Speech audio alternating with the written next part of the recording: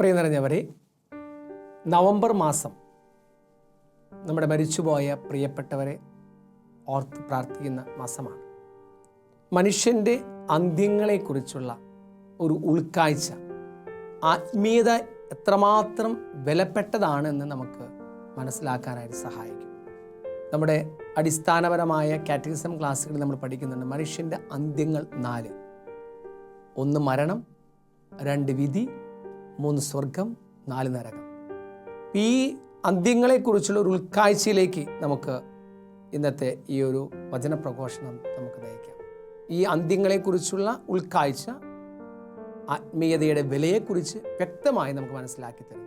1 തിമോഥെയോസ് 4-ാം അധ്യായം 8-ാം വാക്യം ഇപ്രകാരം നമ്മൾ വായിക്കും: ശാരീരികമായ പരിശീലനം കൊണ്ട് കുറച്ച് പ്രയോജനമുണ്ട്, എന്നാൽ ആത്മീയത എല്ലാ വിധത്തിലും വിലയുള്ളതാണ്. എന്തുകൊണ്ടെന്നാൽ അത് ഈ ജീവിതത്തെയും വരാനിരിക്കുന്ന ജീവിതത്തെയും സംബന്ധിക്കുന്ന വാഗ്ദാനങ്ങൾ ഉൾക്കൊള്ളുന്നു. ആത്മീയത എല്ലാ വിധത്തിലും വിലയുള്ളതാണ്. എന്തുകൊണ്ടെന്നാൽ അത് ഈ ജീവിതത്തെയും വരാനിരിക്കുന്ന ജീവിതത്തെയും സംബന്ധിക്കുന്ന വാഗ്ദാനങ്ങൾ ഉൾക്കൊള്ളുന്നതാണ്. 1 തിമോഥെയോസ് 4-ാം അധ്യായം 8-ാം വാക്യമാണ് നമ്മൾ വായിച്ചു കേട്ടത്. മരണം എന്ന് പറയുന്ന ആദ്യത്തെ അന്ത്യം. നമുക്കറിയാം, മനുഷ്യാത്മാവിൻ്റെ ശരീരത്തിൽ നിന്നുള്ള ഒരു വിടുതലാണ് മരണം എന്ന് നമുക്കറിയാം. പക്ഷെ അതേസമയം ഒരു വിശ്വാസിയെ സംബന്ധിച്ചിടത്തോളം മരണം ഒരു ലാസ്റ്റ് വേർഡല്ല, അതൊരു പുതിയ തുടക്കമാണ്, ഒരു പുതിയ ജീവിതത്തിലേക്കുള്ള പ്രവേശനം. മരണത്തിലൂടെ മരണമെന്ന ആ അന്ത്യത്തെ അഭിമുഖീകരിക്കുമ്പോഴാണ് അവൻ്റെ ജീവിതത്തിൻ്റെ അടുത്ത 2ാമത്തെ അന്ത്യത്തിലേക്ക് അവൻ പ്രവേശിക്കുന്നത്. വിധി എന്ന് പറയുന്ന മനുഷ്യൻ്റെ അടുത്ത അന്ത്യം.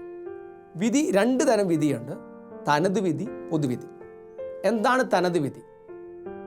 മരിച്ച ഉടനെ തന്നെ ഒരുവന് അവൻ്റെ വിശ്വാസത്തിൻ്റെയും പ്രവൃത്തിയുടെയും ഫലമായി സ്വന്തം ആത്മാവിൽ ദൈവം കൊടുക്കുന്ന പ്രതിഫലമാണ് തനത് വിധി അല്ലെങ്കിൽ പ്രത്യേക വിധി എന്ന് പറയുന്നത്. എന്ത് പ്രതിഫലമായിരിക്കും കൊടുക്കുക?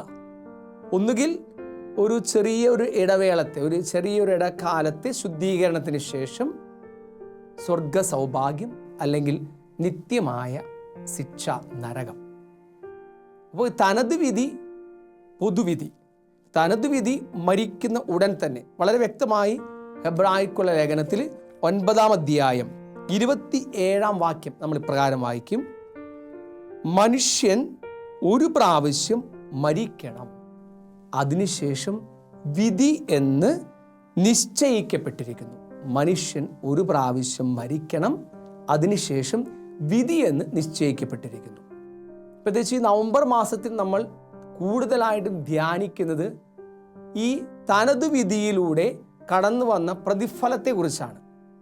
ഒന്നുകിൽ ഒരു ശുദ്ധീകരണ പ്രക്രിയയിലൂടെ കടന്നുപോയി ആ പ്രക്രിയയുടെ പരിണതഫലമായി സ്വർഗം, ഉടൻ തന്നെ സ്വർഗമോ അല്ലെങ്കിൽ ഒരു നിത്യശിക്ഷയോ. എന്താണ് പ്രതിഫലം? അതിന് ശുദ്ധീകരണ സ്ഥലം എന്തെന്ന് വ്യക്തമായി നമുക്ക് മനസ്സിലായിരിക്കണം. ശുദ്ധീകരണ സ്ഥലം എന്ന് പറയുന്നത് ഈ ഭൂമിയിലേക്ക് ഒരു മനുഷ്യൻ ദൈവാത്മാവിൻ്റെ അംശമായി കടന്നു വരുമ്പോൾ വളരെ പ്യുവറായിട്ട് കടന്നു വരുന്നതാണ്. വളരെ ശുദ്ധമായ അവസ്ഥയിലാണ് ഈ ഭൂമിയിൽ കടന്നു വരുന്നത്, ഭ്രൂണമായി ജനിക്കുന്നത്. പക്ഷേ ഈ ഭൂമിയിൽ മനുഷ്യാസ്തിത്വം സ്വീകരിച്ച് ഭൂമിയിലേക്ക് ജനിച്ചു കഴിയുമ്പോൾ ഈ ഭൂമിയിലെ തിന്മയുടെ മാലിന്യങ്ങൾ ആത്മാവിൽ വരാൻ തുടങ്ങും. കുംഭസാരം എന്ന കുദാശിയുടെ കുറേ മാലിന്യങ്ങൾ കഴുകിക്കളയുന്നു. പക്ഷെ പൂർണ്ണമായും ശുദ്ധീകരിക്കപ്പെടുന്നില്ല. പൂർണ്ണമായും ശുദ്ധീകരിക്കപ്പെടാതെ ഒരു ആത്മാവിന് സ്വർഗീയമായ പ്രവേശനം ഉണ്ടാകില്ല. വ്യക്തമായി 1 പത്രോസിന്റെ 1-ാം ലേഖനം 1-ാം അധ്യായം 16-ാം വാക്യം നമ്മളത് വായിക്കും: ഞാൻ പരിശുദ്ധനായിരിക്കുന്നത് പോലെ നിങ്ങളും പരിശുദ്ധരായിരിക്കണം. സ്വർഗീയ പിതാവ് പരിശുദ്ധനായിരിക്കുന്ന പോലെ ഓരോരുത്തരും ആ പരിശുദ്ധിയിൽ മാത്രമാണ് സ്വർഗീയമായ ഒരു അവസ്ഥ, ദൈവവുമായി ഒന്നു ചേരുവാൻ ഒരു ആത്മാവിന് സാധിക്കും. അപ്പോൾ ആ ഒരു സ്വർഗീയമായ ആ ഒരു പരിശുദ്ധിയിലേക്ക് വരണമെങ്കിൽ ഒരു ശുദ്ധീകരണ കാലഘട്ടത്തിലൂടെ ആത്മാവ് കടന്നു പോകേണ്ടതുണ്ട്. ആ ശുദ്ധീകരണ കാലഘട്ടത്തെയാണ് നമ്മൾ പർഗട്ടറി, ശുദ്ധീകരണ സ്ഥലം എന്ന് പറയുന്നത്. സാധാരണ നമ്മുടെ സഭയുടെ പഠനമനുസരിച്ച് കാറ്റഗിസം ഓഫ് ദ കാത്തലിക് ചർച്ചിൽ വ്യക്തമായി പഠിപ്പിക്കുന്നുണ്ട്, ഒരു മരണത്തിന് ശേഷം ഒരു ആത്മാവിന് സ്വന്തമായി ഒന്നും തന്നെ ചെയ്യാൻ സാധിക്കില്ല.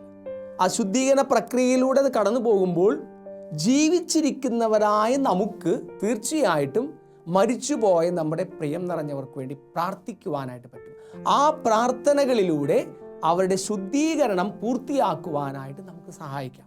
വ്യക്തമായി സഭ കാറ്റഗിസം ഓഫ് ദ കാത്തലിക് ചർച്ചിൽ നമ്മളെ പഠിപ്പിക്കുന്നുണ്ട്, വിശ്വാസ പരിശീലന ഗ്രന്ഥത്തിൽ നമ്മൾ പഠിപ്പിക്കുന്നുണ്ട്. അപ്പോൾ ഈ ശുദ്ധീകരണ സ്ഥലത്തിലൂടെ നമ്മുടെ വിശ്വാസ പ്രമാണത്തിൽ തന്നെ ഒരു വിശ്വാസത്യം ഇതുമായി ബന്ധപ്പെട്ടതാണ്. നമുക്കെല്ലാവർക്കും സുപരിചിതമായൊരു വിശ്വാസത്യം, പുണ്യവാന്മാരുടെ ഐക്യത്തിൽ ഞാൻ വിശ്വസിക്കുന്നു. പുണ്യവാന്മാരുടെ ഐക്യം എന്ന് പറയുന്നത് എന്താണ്? പുണ്യവാന്മാരുടെ ഐക്യം അത് 3 സഭകൾ തമ്മിലുള്ള ഐക്യമാണ്. വിജയസഭ, സമരസഭ, സഹനസഭ. വിജയസഭ എന്ന് പറഞ്ഞാൽ വിശുദ്ധരുടെ അവസ്ഥ, സ്വർഗീയമായ ഇടത്തെയാണ് വിജയസഭ എന്ന് പറയുന്നത്. ഇനി സമരസഭ എന്ന് പറയുന്നത് എന്താണ്? ഈ ഭൂമിയിലെ തിന്മയോട് സമരം ചെയ്തുകൊണ്ട് മനുഷ്യൻ ജീവിക്കുന്നു. അതുകൊണ്ട് നമ്മളൊക്കെ സമരസഭയിൽ അംഗങ്ങളാണ്. നമ്മുടെ ഉള്ളിൽ ഈ ഒരു തിന്മയും നന്മയും തമ്മിലുള്ള സംഘർഷം നിരന്തരം നടക്കുന്നുണ്ട്. ശരിയും തെറ്റും തമ്മിലുള്ള സംഘർഷം. ആ ശരിയും തെറ്റും തമ്മിലുള്ള സംഘർഷത്തിൽ മനുഷ്യൻ വിവേകത്തോടുകൂടി ജീവിക്കുന്നത് ശരിയെ സ്വന്തമാക്കുമ്പോഴാണ്, തെറ്റിനെ തള്ളിക്കളയുമ്പോഴാണ്. അപ്പോൾ നമ്മൾ നിരന്തരം ഒരു സംഘർഷത്തിലാണ്, ഒരു സമരത്തിലാണ്. ആ സമരത്തിലായതുകൊണ്ടാണ് നമ്മൾ സമരസഭയിൽ അംഗങ്ങൾ എന്ന് പറയുന്നത്. സഹനസഭ എന്ന് പറയുന്ന ആരാണ്? അത് ശുദ്ധീകരണ സ്ഥലത്തിലെ ആത്മാക്കളാണ്. അവരൊരു സഹനത്തിൻ്റെ അവസ്ഥയിലൂടെ കടന്നു പോകുന്നു, ശുദ്ധീകരണം. അപ്പോൾ നമുക്ക് തീർച്ചയായിട്ടും സമരസഭയിലുള്ള അംഗങ്ങളായ നമ്മൾ നമ്മുടെ ഈ ഭൂമിയിലെ ഈ ഒരു സംഘർഷത്തിൽ നമ്മളെ സഹായിക്കാനായിട്ട് വിജയസഭയിലുള്ളവരെ മാധ്യസ്ഥം തേടി നമ്മൾ പ്രാർത്ഥിക്കുന്നു. വിശുദ്ധരുടെ മാധ്യസ്ഥം നമ്മൾ തേടുന്നു. വിശുദ്ധ ഔസേപ്പ് പിതാവിൻ്റെ, പരിശുദ്ധ കന്യാമറിയത്തിൻ്റെ, വിശുദ്ധ അന്തോണീസ് പുണ്യവാനായ സകല വിശുദ്ധരുടെയും മാധ്യസ്ഥം നമ്മൾ തേടി പ്രാർത്ഥിക്കുന്നു. ഇനി ഈ സമരസഭയിലുള്ളവർ സഹനസഭയിലുള്ളവർക്ക് വേണ്ടി പ്രാർത്ഥിക്കുന്നു. കാരണം സഹനസഭയിലുള്ളവർ ശുദ്ധീകരണത്തിലെ ആത്മാക്കൾക്ക് സ്വയമായി ഒന്നും തന്നെ ചെയ്യാൻ സാധിക്കാത്ത അവസ്ഥയായതുകൊണ്ട് ജീവിച്ചിരിക്കുന്നവരായ നമുക്ക് അവരെ സഹായിക്കാൻ സാധിക്കും. പ്രാർത്ഥനകളിലൂടെ നമുക്ക് സഹായിക്കാൻ സാധിക്കും.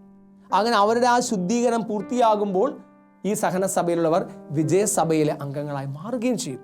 പ്രിയം നിറഞ്ഞവരെ, നമ്മൾ ശക്തമായി നമ്മുടെ പ്രിയം നിറഞ്ഞ പ്രിയപ്പെട്ടവർക്ക് വേണ്ടി നമ്മൾ പ്രാർത്ഥിക്കുമ്പോൾ, ശുദ്ധീകരണത്തിലെ ആത്മാക്കൾക്ക് വേണ്ടി പ്രാർത്ഥിക്കുമ്പോൾ അവരുടെ ശുദ്ധീകരണം പൂർത്തിയാക്കി സ്വർഗീയമായ അവസ്ഥയിൽ കടക്കുമ്പോൾ അവരുടെ വലിയൊരു അനുഗ്രഹം നമ്മുടെ ജീവിതത്തിൽ കടന്നു വരും. അവരുടെ മാധ്യസ്ഥ സഹായം നമ്മുടെ ജീവിതത്തിൻ്റെ വലിയ പ്രതിസന്ധിയിൽ കൂട്ടായി കടന്നു വരും. 5 കാര്യങ്ങളാണ് നമുക്ക് ഭൂമിയിലുള്ളവർക്ക് ഈ ശുദ്ധീകരണ സ്ഥലത്തിലെ അംഗങ്ങളായിട്ടുള്ള നമ്മുടെ സഹോദരങ്ങളെ, നമ്മുടെ പ്രിയപ്പെട്ടവരെ സഹായിക്കാൻ 5 തരത്തിൽ അവരെ സഹായിക്കാൻ സാധിക്കും. ഏറ്റവും പ്രധാനപ്പെട്ടത്, ഈ ഭൂമിയിൽ ഏറ്റവും പ്രധാനപ്പെട്ട കാര്യം വിശുദ്ധ കുർബാന തന്നെയാണ്. മനുഷ്യൻ്റെ മനസ്സിന് ഗ്രഹിക്കാൻ സാധിക്കില്ല, അത്രയും അനന്തമായ മൂല്യമാണ് ഓരോ വിശുദ്ധ കുർബാനയ്ക്കുമുള്ളത്. അപ്പോൾ മരിച്ചുപോയ നമ്മുടെ പ്രിയപ്പെട്ടവർക്ക് വേണ്ടി, ശുദ്ധീകരണത്തിലെ ആത്മാക്കൾക്ക് വേണ്ടി വിശുദ്ധ ബലി അർപ്പിച്ച് ഞാൻ പ്രാർത്ഥിക്കുമ്പോൾ, ആ വിശുദ്ധ ബലി അർപ്പണം, നിയോഗം ഞാൻ സമർപ്പിക്കുമ്പോൾ അത് അവരുടെ ശുദ്ധീകരണത്തിന് സഹായിക്കുന്നു. അവരുടെ ശുദ്ധീകരണം സഹായിക്കുകയാണ്. ഒന്നാമത് ഏറ്റവും പ്രധാനപ്പെട്ട വിശുദ്ധ കുർബാന. രണ്ടാമത് ജപമാല പ്രാർത്ഥന. പരിശുദ്ധ അമ്മയുടെ മാധ്യസ്ഥം തേടി ജപമാല ചൊല്ലി നമ്മുടെ പ്രിയം നിറഞ്ഞ പ്രിയപ്പെട്ടവർ മരിച്ചുപോയവർക്ക് വേണ്ടി നമുക്ക് പ്രാർത്ഥിക്കാൻ സാധിക്കും. അവരുടെ ശുദ്ധീകരണം പൂർത്തിയാക്കാൻ നമുക്ക് സഹായിക്കും. വളരെ ശക്തിയുള്ളതാണ്. പരിശുദ്ധ അമ്മ വളരെ വ്യക്തമായി തൻ്റെ 15 വാഗ്ദാനം, വിശുദ്ധ ഡൊമിനിക്കിലൂടെയും വാഴ്ത്തപ്പെട്ട ആളിലൂടെയും ജപമാല ഭക്തിയിൽ വളരുന്നവർക്ക്, ജപമാല ചൊല്ലി പ്രാർത്ഥിക്കുന്നവർക്ക് 15 വാഗ്ദാനം നൽകുന്നുണ്ട്. ആ 15 വാഗ്ദാനങ്ങളിൽ ഒരു വാഗ്ദാനം ഇതാണ്: ജപമാല ചൊല്ലി നിങ്ങൾ പ്രാർത്ഥിക്കുമ്പോൾ ശുദ്ധീകരണ സ്ഥലത്ത് നിന്നും ആത്മാക്കളെ എത്രയും വേഗം ഞാൻ മോചിപ്പിക്കുമെന്ന് വളരെ വ്യക്തമായി നമുക്ക് വാഗ്ദാനം നൽകിയിട്ടുണ്ട്. അപ്പോൾ ജപമാല പ്രാർത്ഥന ശുദ്ധീകരണ സ്ഥലത്ത് നിന്നും ആത്മാക്കളെ മോചിപ്പിച്ച് സ്വർഗീയമായ അവസ്ഥയിലേക്ക് കൊണ്ടുപോകാൻ സഹായിക്കും. മൂന്നാമത്, നമ്മൾ ചെയ്യുന്ന ദാനധർമ്മങ്ങൾ.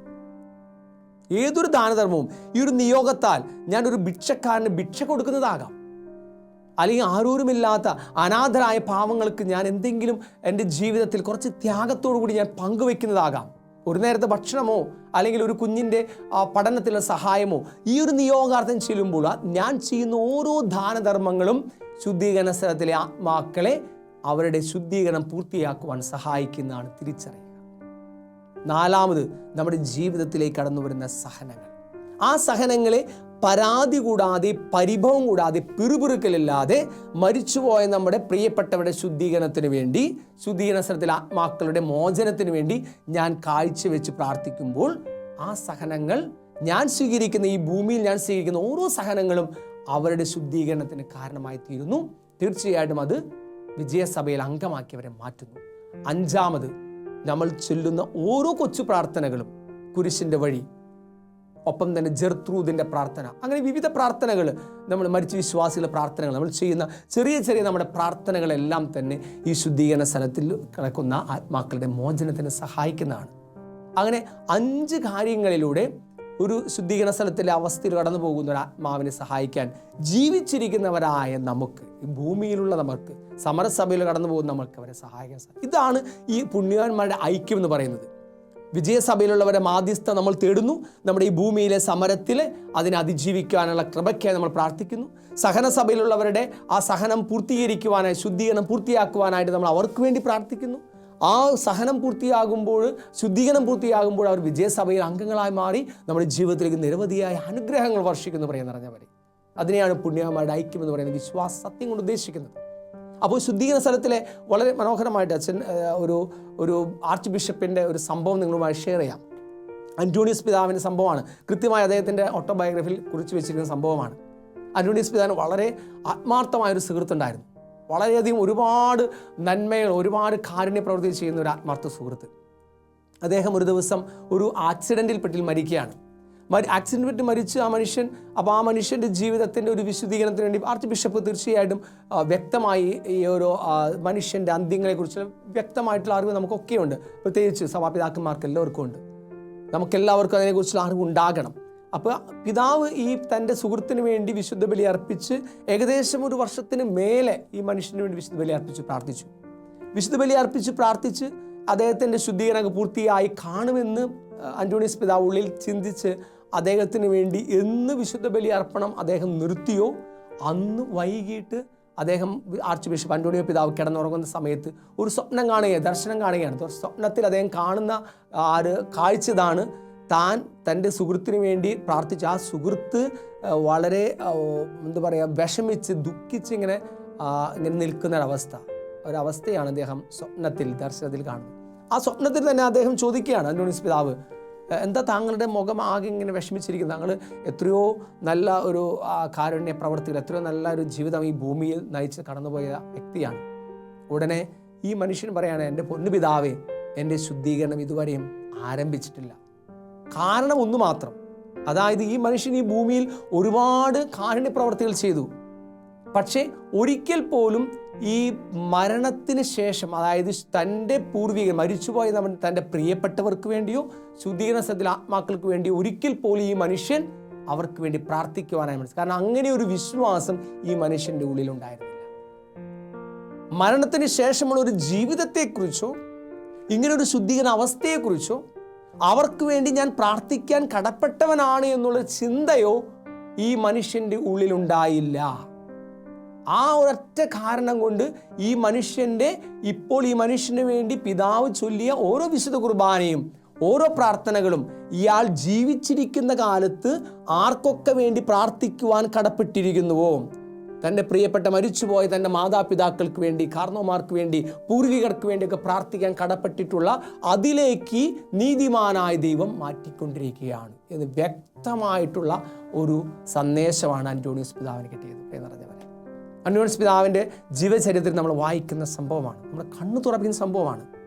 ജീവിച്ചിരിക്കുന്നവരായ നമ്മൾ നമ്മുടെ പ്രിയം നിറഞ്ഞ പൂർവികർക്ക് വേണ്ടി, മരിച്ചുപോയവർക്ക് വേണ്ടി പ്രാർത്ഥിക്കേണ്ടതിൻ്റെ ഒരു കടമയെ വിളിച്ചു പറയുന്ന മനോഹരമായ സംഭവം. വീണ്ടും ഈ മനുഷ്യന് വേണ്ടി പിതാവ് പ്രാർത്ഥിക്കുന്നുണ്ട്. കുറച്ച് നാളുകൾക്ക് ശേഷം വളരെ സുസ്മേരവദനായി ഈ ആത്മാവ് വീണ്ടും അന്റോണിയസ് പിതാവിനെ തൻ്റെ സ്വപ്നത്തിൽ പ്രത്യക്ഷപ്പെട്ട് പറയുന്നുണ്ട്, പിതാവേ, ഇതാ എൻ്റെ ശുദ്ധീകരണം ആരംഭിച്ചിരിക്കുന്നു. സന്തോഷമുണ്ട് പിതാവേ, അങ്ങ് നിരന്തരം എനിക്ക് വേണ്ടി പ്രാർത്ഥിക്കുമെന്ന് പറഞ്ഞുകൊണ്ട് ആത്മാവ് സന്തോഷത്തോടു കൂടി മറഞ്ഞു പോയതായിട്ട് പിതാവ് തൻ്റെ ഓട്ടോബയോഗ്രഫിയിൽ, ജീവിത കഥയിൽ ഓട്ടോബയോഗ്രഫിയിൽ രേഖപ്പെടുത്തി വയ്ക്കുന്നുണ്ട്. അച്ഛൻ പങ്കുവെച്ചത് നമ്മൾ എന്തുമാത്രം ഈ നമ്മുടെ പൂർവികർക്ക് വേണ്ടി, പ്രിയപ്പെട്ടവർക്ക് വേണ്ടി പ്രാർത്ഥിക്കാൻ കടപ്പെട്ടവരാണെന്ന് പറയാൻ വേണ്ടിയാണ്. ശുദ്ധീകരണ സ്ഥലത്തിലേക്ക് കടന്നു പോകുന്ന ഓരോ ആത്മാവിനും, ശുദ്ധീകരണ സ്ഥലത്തിലെ ആത്മാക്കൾക്ക് വേണ്ടി നമ്മൾ വളരെയധികം പ്രാർത്ഥിക്കാനായി കടപ്പെട്ടിരിക്കുന്നവരാണ് തിരിച്ചറിയുക. മാത്രമല്ല, നമ്മൾ അവർക്ക് വേണ്ടി പ്രാർത്ഥിച്ച് അവരുടെ ശുദ്ധീകരണം പൂർത്തിയാക്കുവാൻ നമ്മൾ സഹായിച്ചാൽ തീർച്ചയായിട്ടും നിങ്ങൾ ഉറച്ചു വിശ്വസിച്ചോളൂ, അവരിൽ നമുക്ക് വലിയ അനുഗ്രഹങ്ങൾ, സഹായം സ്വന്തമാക്കാൻ പറ്റും. വിശുദ്ധ കാതറിൻ വളരെ വ്യക്തമായി പറയുന്നൊരു മനോഹരമായിട്ടൊരു കാര്യമുണ്ട്. വിശുദ്ധരുടെ മാധ്യസ്ഥം തേടി പ്രാർത്ഥിച്ചതിനേക്കാളും കൂടുതൽ അനുഗ്രഹങ്ങൾ ശുദ്ധീകരണ സ്ഥലത്തിൽ ആത്മാക്കളുടെ മാധ്യസ്ഥം തേടി പ്രാർത്ഥിച്ച വഴി എനിക്ക് ലഭിച്ചിട്ടുണ്ട് എന്ന് വളരെ വ്യക്തമായിട്ട് കാതറിൻ പറയുന്നൊരു ഒരു ഒരു ഒരു സന്ദേശമാണത് വിശുദ്ധ കാതറിൻ്റെ ജീവിതത്തിൽ. പ്രിയ നിറഞ്ഞവരെ, എന്താണ് സ്വർഗം എന്ന് പറയുന്ന അവസ്ഥ? പരമപരിശുദ്ധിയിൽ ദൈവവുമായി ഒന്നുചേരുന്ന അവസ്ഥ. നമുക്ക് എല്ലാവർക്കും അറിയാവുന്ന ഒരു കാര്യമാണ്. തമ്പുരാനുമായി, ദൈവവുമായി, ത്രിത്വൈക ദൈവവുമായി ഒന്നുചേരുന്ന ആത്മാവിൻ്റെ അവസ്ഥയാണ് സ്വർഗീയമായ അവസ്ഥ. അതിൻ്റെ സന്തോഷമൊന്നും നമുക്ക് ഈ ഭൂമിയിൽ നമുക്കതിനെ വർണ്ണിക്കാൻ നമുക്ക് സാധിക്കത്തില്ല. നമുക്കതിനെ എക്സ്പ്ലെയിൻ ചെയ്യാനായിട്ട് സാധിക്കും, വിവരിക്കാൻ സാധിക്കത്തില്ല.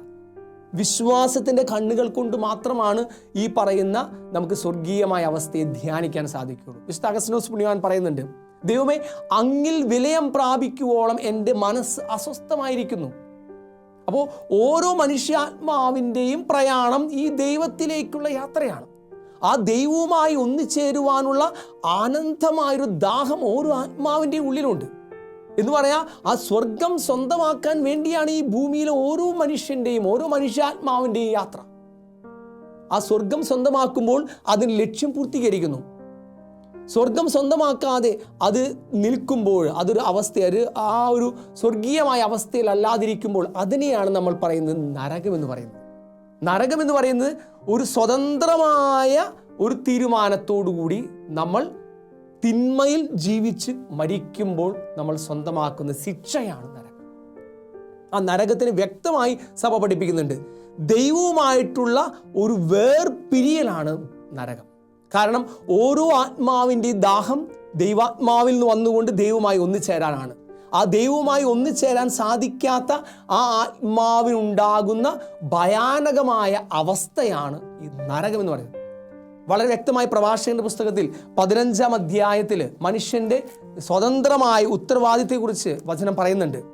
മനുഷ്യനെ ഈ ഭൂമിയിലേക്ക് തമ്പുരാൻ സൃഷ്ടിച്ചപ്പോഴും അവന് 2 കാര്യങ്ങൾ, സ്വാതന്ത്ര്യം കൊടുത്തു, ഉത്തരവാദിത്വപൂർണ്ണമായ ഒരു ജീവിതം നയിക്കാനായിട്ടുള്ള ഒരു അനുവാദം കൊടുത്തു.